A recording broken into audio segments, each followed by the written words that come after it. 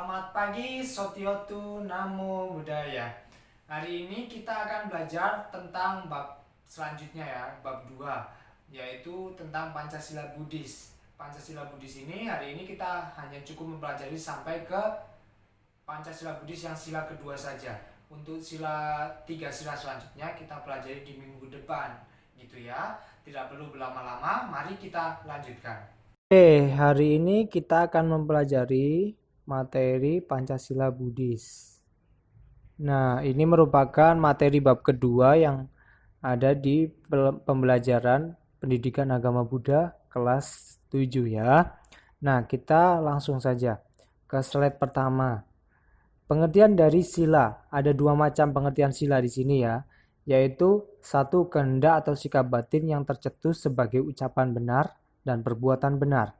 Yang kedua, cara untuk mengendalikan diri dari segala bentuk-bentuk pikiran yang tidak baik atau merupakan usaha untuk membebaskan diri dari keserakahan, kebencian, dan kebodohan batin.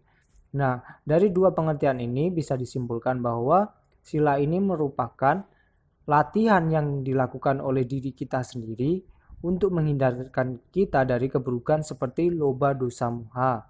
Loba atau keserakahan, dosa atau kebencian, dan moha atau kebodohan batin.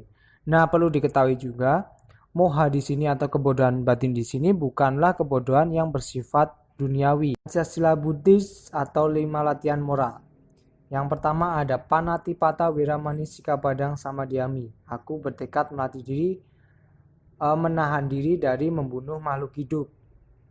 Nah, bisa dilihat gambar pertama itu ada seorang pemburu yang hendak menembak seekor gajah. Nah, menurut agama Buddha ini merupakan kesalahan, makanya disilang gambarnya ya.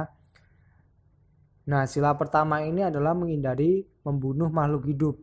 Ada 5 faktor yang dapat disebut pembunuhan atau membunuh. Yang pertama adalah ada makhluk hidup, kemudian mengetahui bahwa makhluk itu masih hidup, dan yang ketiga berpikir dalam batin kita ya, berpikir untuk membunuh.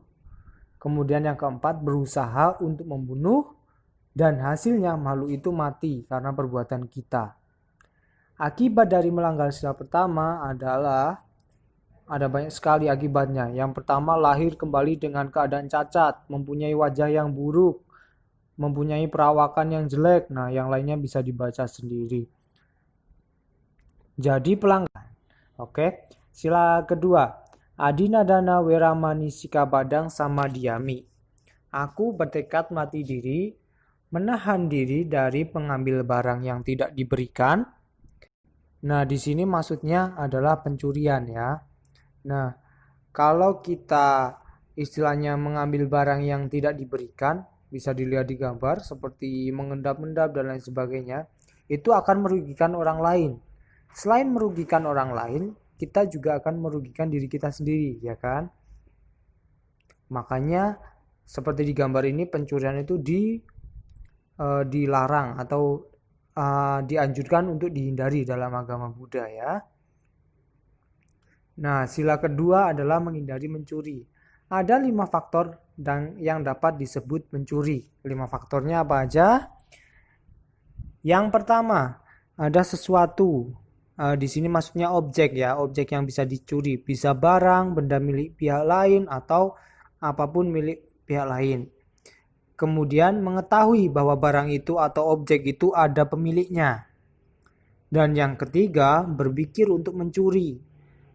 Jadi setelah tahu ada barang, kemudian muncul pikiran untuk mencuri. Nah, disusul usaha untuk mencuri atau berusaha untuk mencurinya. Nah, ini faktor keempat. Dan faktor kelima adalah berhasil mengambil barang itu melalui usaha tersebut. Hasilnya mungkin sang pemilik akan merasa kehilangan atau kita memiliki benda yang tidak diberikan. Nah, itu hasilnya. Jadi 5 faktor itu adalah faktor yang bisa disebut pelanggaran sila kedua, yaitu pengambilan barang, menghindari pengambilan barang yang tidak diberikan. Nah, tapi apabila salah satu dari 5 faktor ini tidak terpenuhi, maka perbuatan tidak bisa dikatakan pencurian. Cuma pasti ada karma buruknya, ada hasil dari perbuatan buruk yang akan kita tuai nantinya gitu ya. Akibat dari melanggar sila bisa dilihat tidak mempunyai harta benda dan kekayaan. Kemudian akibat yang kedua terakhir di alam selanjutnya dalam keadaan yang melarat atau miskin. Nah, kemudian nomor 3 menderita kelaparan. Nah, kenapa bisa menderita kelaparan? Seperti yang dijelaskan di awal tadi, karena kita mengusahanya atau berusaha mendapatkan hasilnya itu adalah dengan cara yang instan.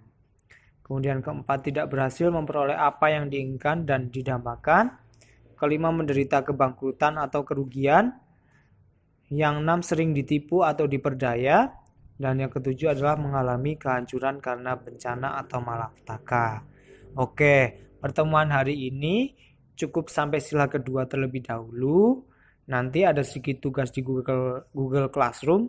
Bisa dikerjakan, kemudian kumpulkannya di Google Classroom ya. Jangan via WA pribadi. Takutnya nanti tidak terkoreksi. Begitu ya. Jadi pertemuan di video kali ini Mr. tutup. Akhir kata, selamat pagi, Sotyo tu Namo Buddhaya.